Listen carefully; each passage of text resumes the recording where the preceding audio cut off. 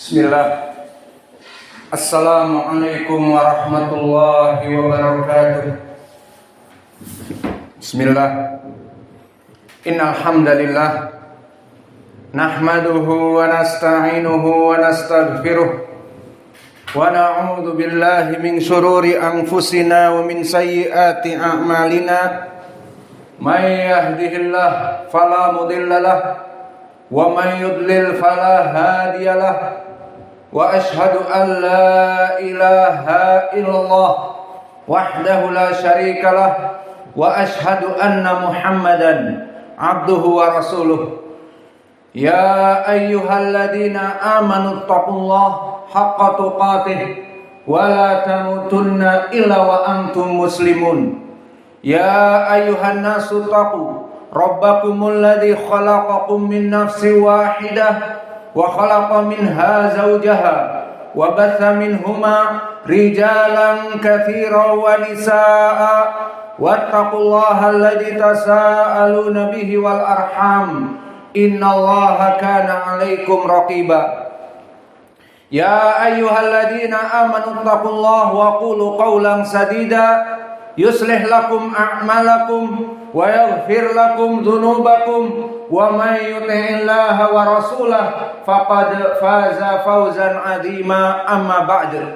Fa inna asdaqal hadits kitabullah wa khairal huda hadi Muhammadin sallallahu alaihi wa ala alihi wasallam wa syarrul umur muhdatsatuha fa inna kulla muhdatsatin bid'ah wa kulla bid'atin dhalalah wa kulla dhalalatin finnar. Iyadan billahi minan nar.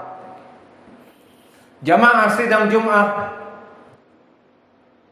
Masjid Al-Imam Muqbil Al-Wadi'i, yang semoga Allah mengampuni dosa-dosa kita dan mengangkat derajat kita di dunia sebelum akhirah. Qulu amin.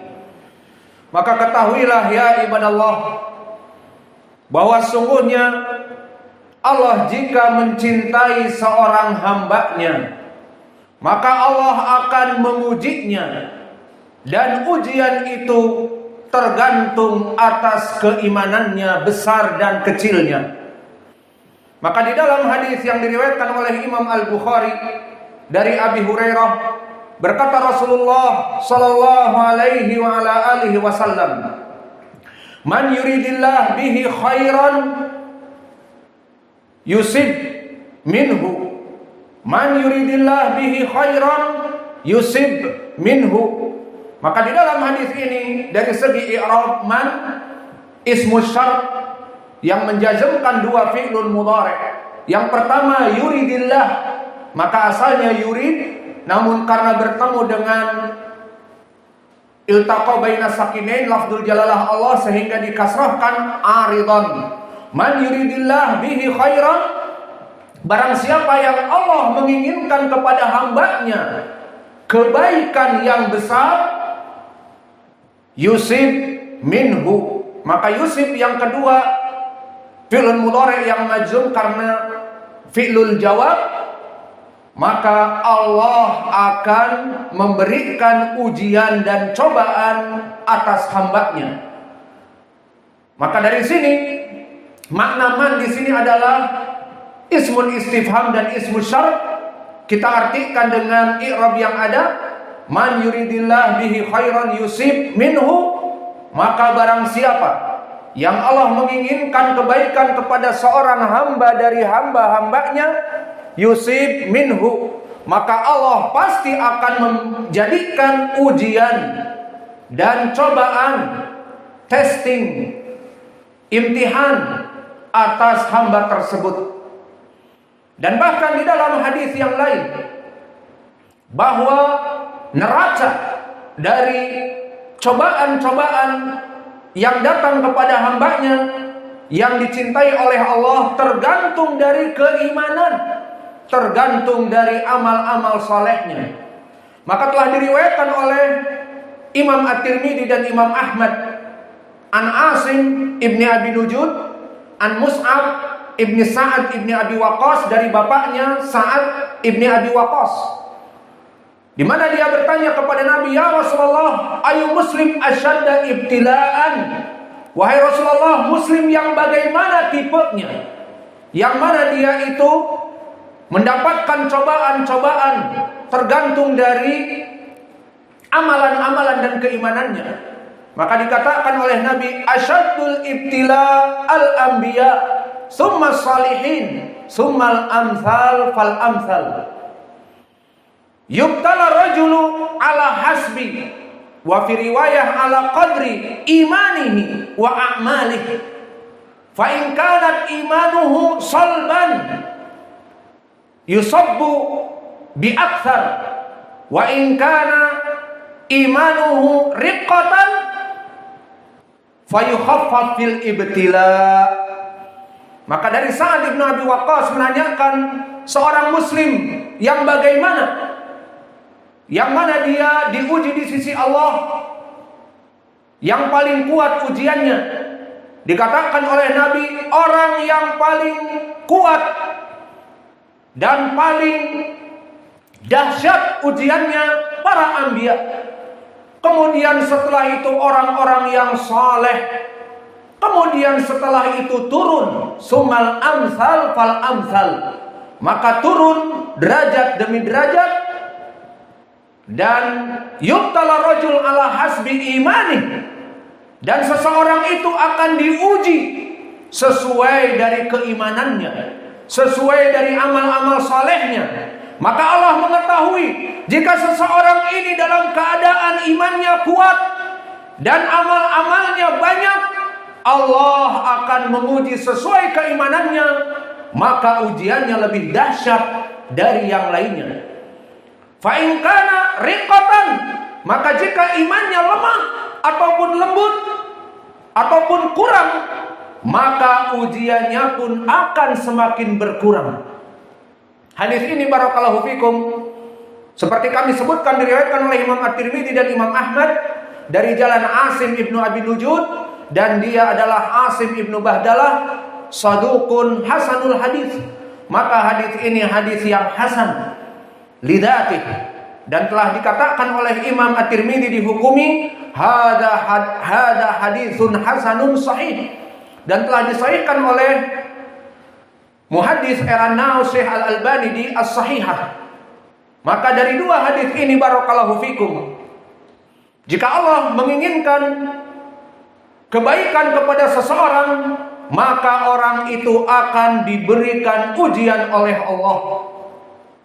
Maka ujian yang paling berat tentunya adalah ujian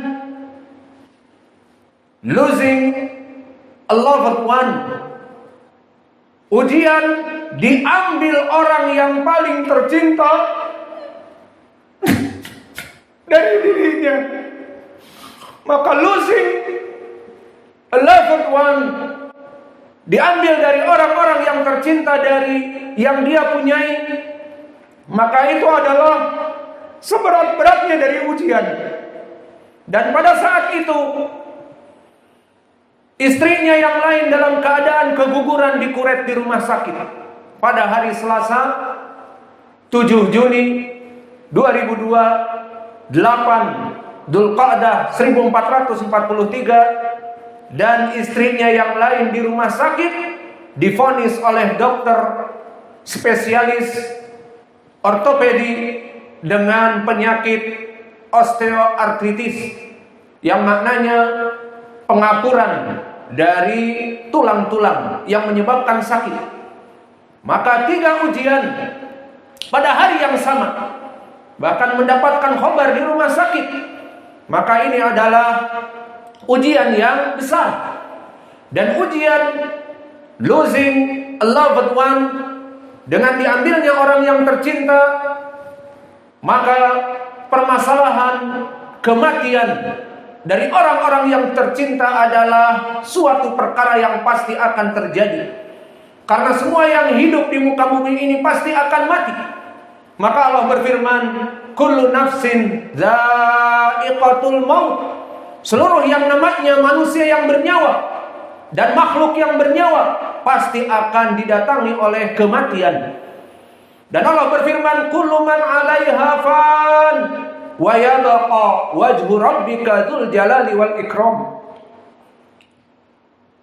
Maka segala sesuatu yang berada di muka bumi ini dari makhluk ciptaan Allah pasti akan mati dan binasa.